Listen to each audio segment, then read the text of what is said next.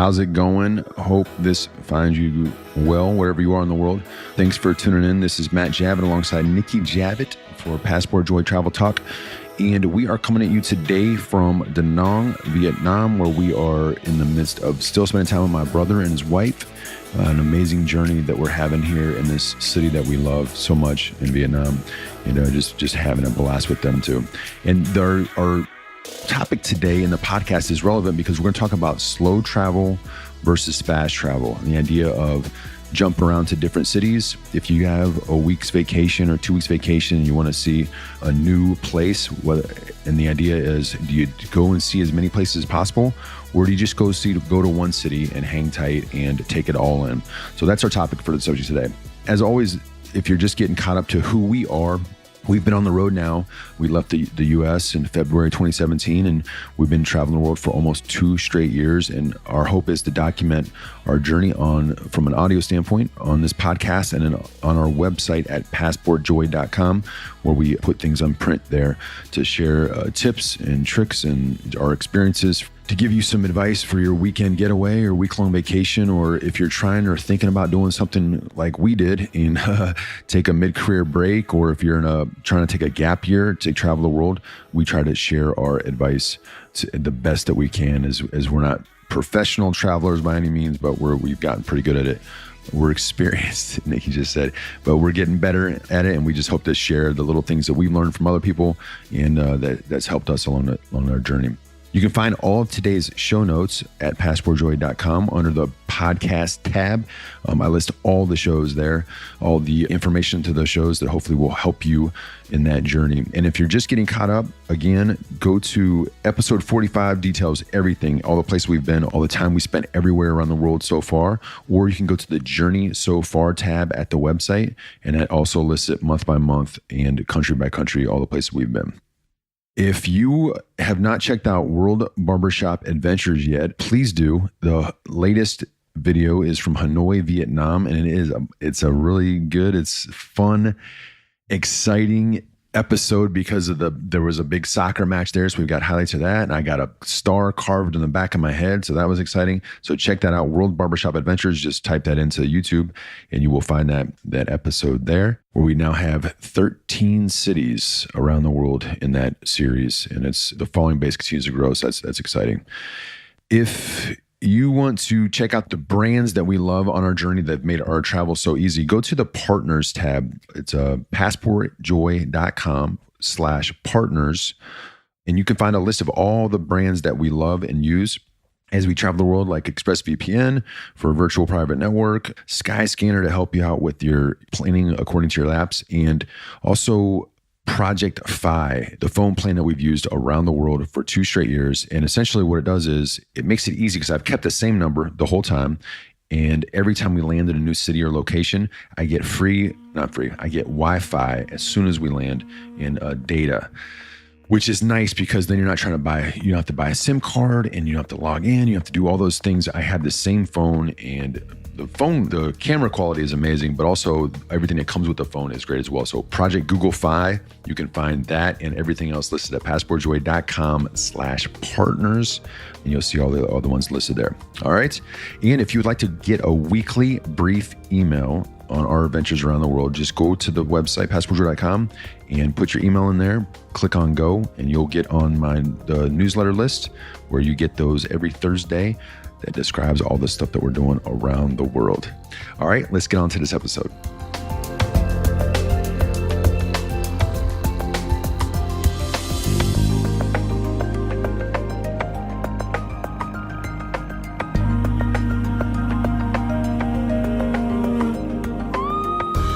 All right, today we are going to talk about slow travel versus fast travel, and the differences, and what do we like about both, and how it might be able to help you on your journey. This is really relevant to us today because we're in the midst of hanging out with my brother Chuck and his wife Allison and their trip to Da Nang, Vietnam. And in the planning of their trip, we decided that we only wanted to do one city for them, which was Da Nang.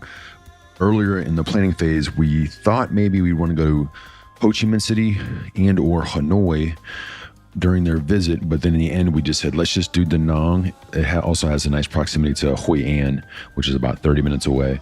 But we wanted to make sure that they stayed in this city in one location, one hotel. They decided on a hotel and just take it all in for 9 days here instead of jump around different cities.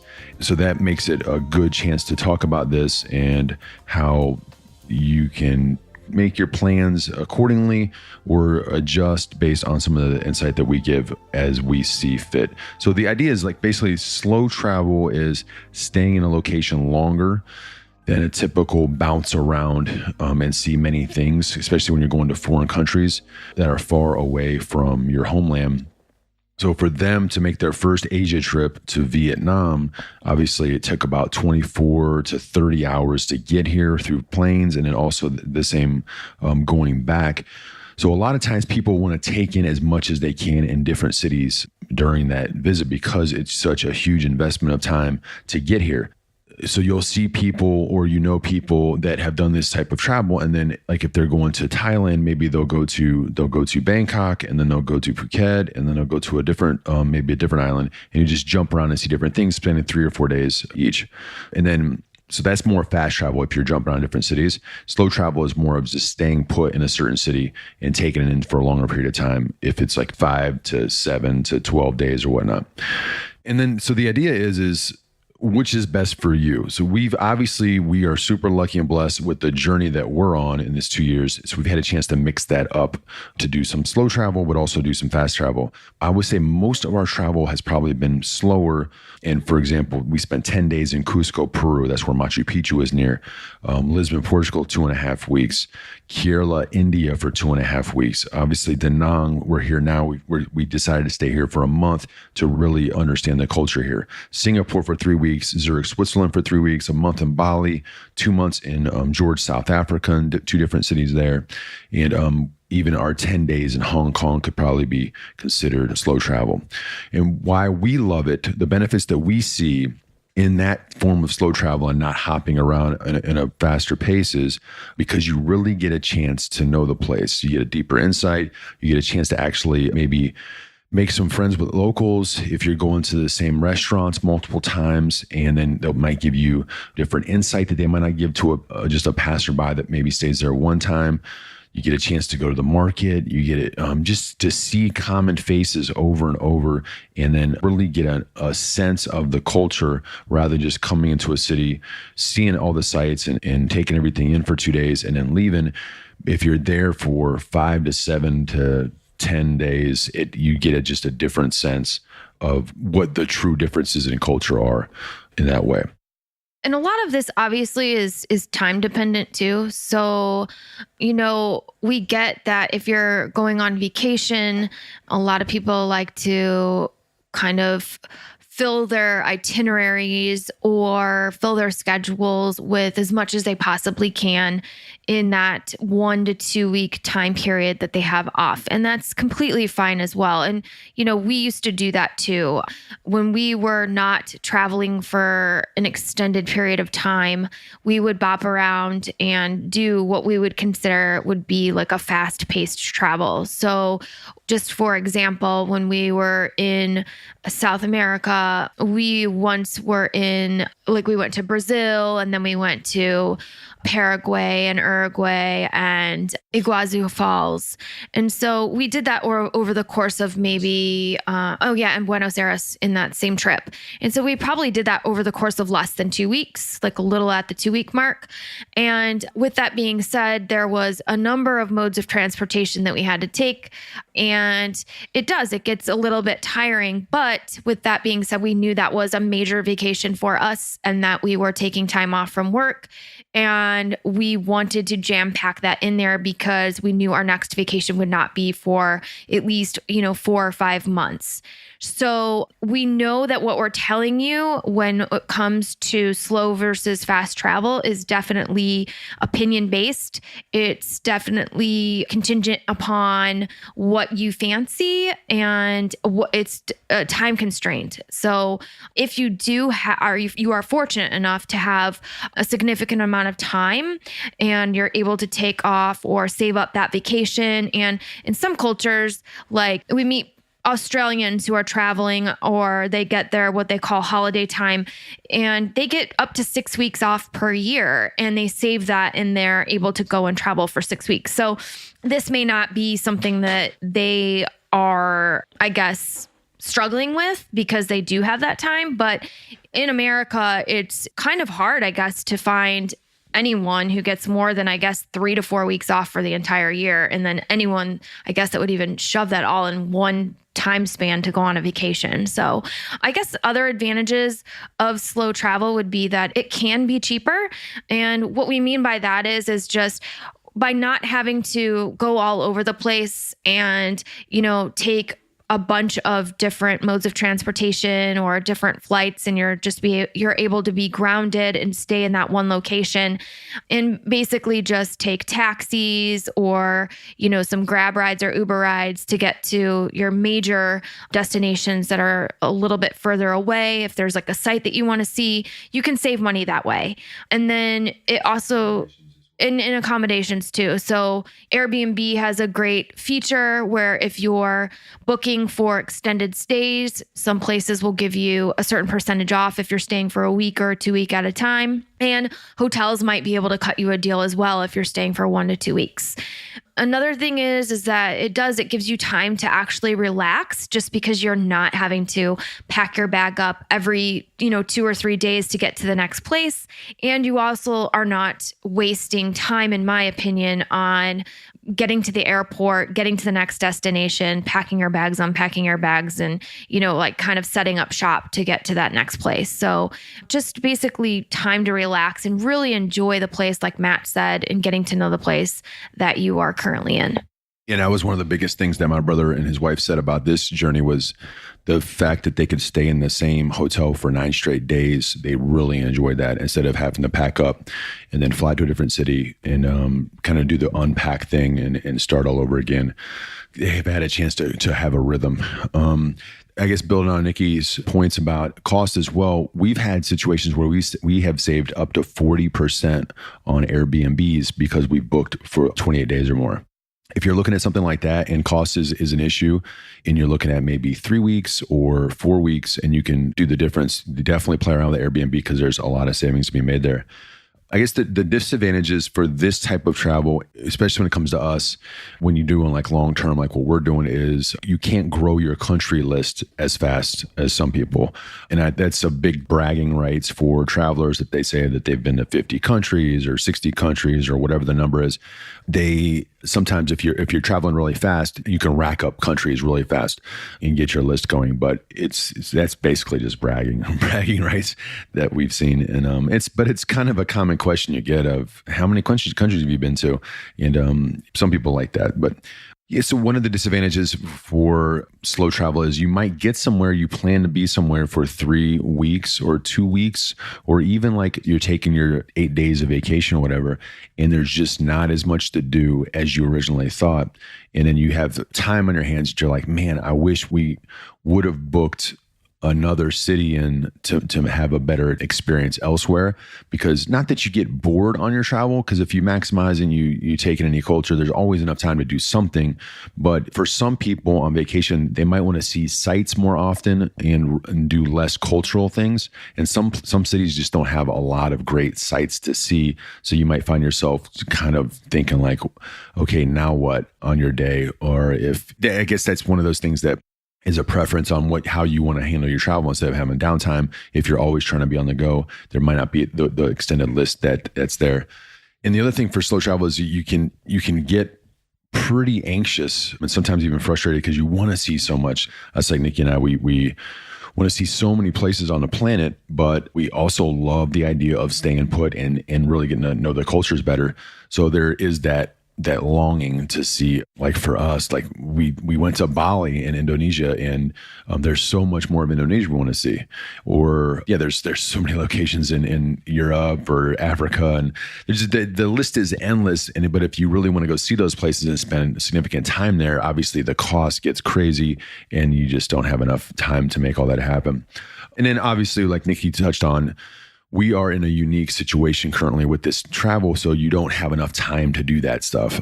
You can't build in 10 days off 6 times a year to make it happen. If you do, then you've got an awesome job, but it can be really hard to build all that time in.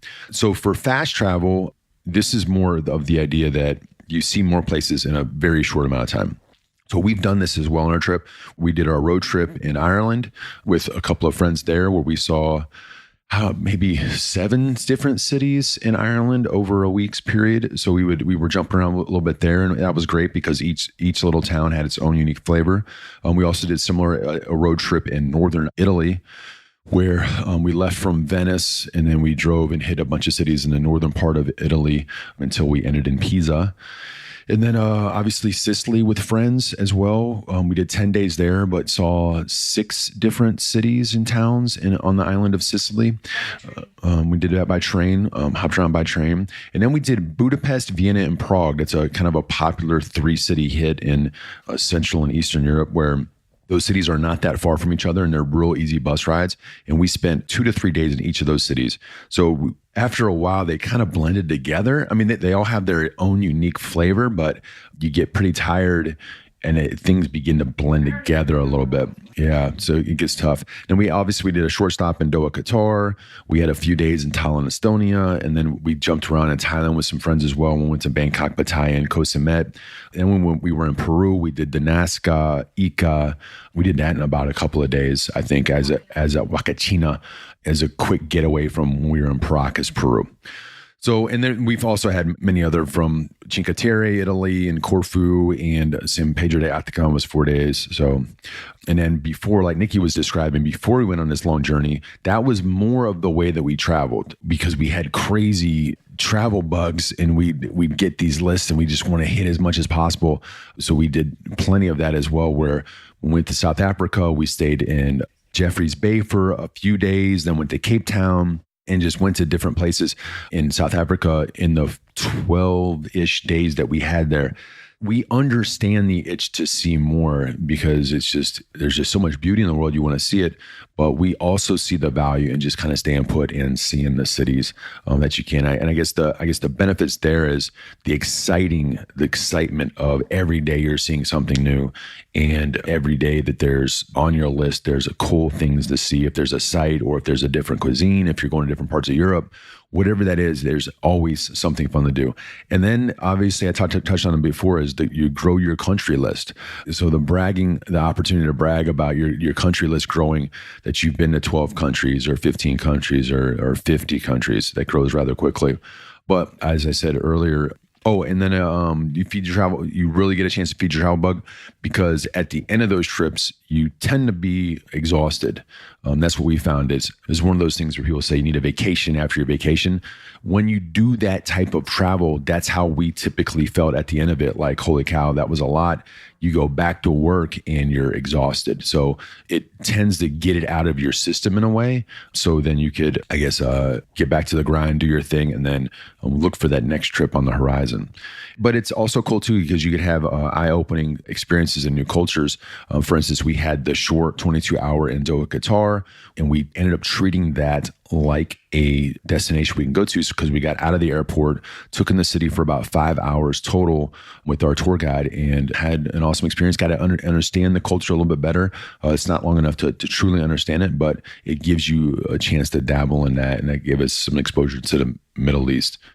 Yeah, so I guess basically what we're trying to say is that it's basically a personal preference. And the great thing about us from traveling for an extended period of time now is that we've had the luxury to have all this time off. And it's been over 2 years, well, almost 2 years now that we've traveled. And what we've learned in these 2 years is that I guess we prefer slow travel now. And in hindsight, where we had been fast travelers before, I guess maybe there were certain circumstances where we wished we had maybe toned it down a notch and taken time to sort of smell the roses and enjoyed a place for a little bit longer. There's some places that I actually would love to revisit because I feel like we really only spent, just a little bit of time there. Like San Pedro de Atacama is one of my favorite places that we've gone. we were only there for 4 days, and I would love to go back and spend a couple weeks there. I mean, there's just so much to do, and we only just scratched the surface of it. And again, and we rushed it because we had, like, there was just so many things. There's so many things on my list. I was like, I want to do this. I want to go see this and this and this. But I guess the bottom line of it is that we all wish we had more time in life for everything. And so if you have the time and you have the opportunity, we're just simply suggesting that take time to smell the roses and really enjoy like what you have and live in the moment and really get to try to know a place, because you really, I guess, from travel books and from things that people suggest to you, there's so much more to your travel experience than that. And you can go out and venture on your own and really find some hidden gems. And that's what we truly love about that slow travel, is just getting on that scooter and going around and adventuring for a day and not even really going and seeing the travel sites and just kind of seeing the countryside, or taking a day to really just chill on the beach or something like that. So, but again, fast travel in certain circumstances is definitely warranted, but it can cause you to burn out. And I feel that sometimes when we do that, although I'm excited that we've seen, 4 or 5 countries, I'm extremely exhausted after that experience. And I feel like I need time to recuperate. And although I feel like it's fun while we're doing it, afterwards, I'm just like, oh gosh, like maybe we should have stayed in Prague for a week and really gotten to know that, because it really becomes a blur. And I know that sounds crazy, and some of you listening are probably like, oh God, that's weird. But really, it does become a blur. When you go to 4 countries and each country is 2 or 3 days, things start to mix together, and you have to really go back and look at your pictures to decipher, especially in Europe, because a lot of things look very similar architecturally, and even food becomes the same. But it's the people that make the experiences, and you can go back and you're like, oh yeah, I met that person there. And that's how I really kind of separate where I was. But yeah, I guess that's kind of it. We all need more time and more money to really experience some things.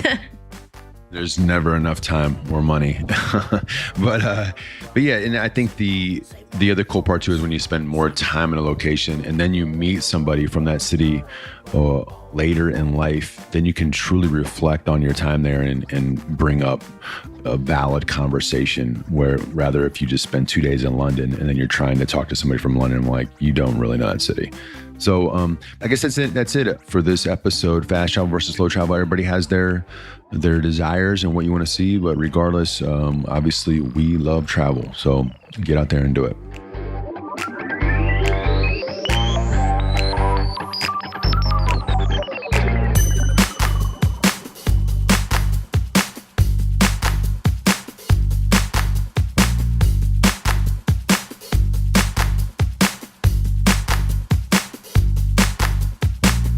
And that is it for this episode. Thanks again for listening. We really appreciate it.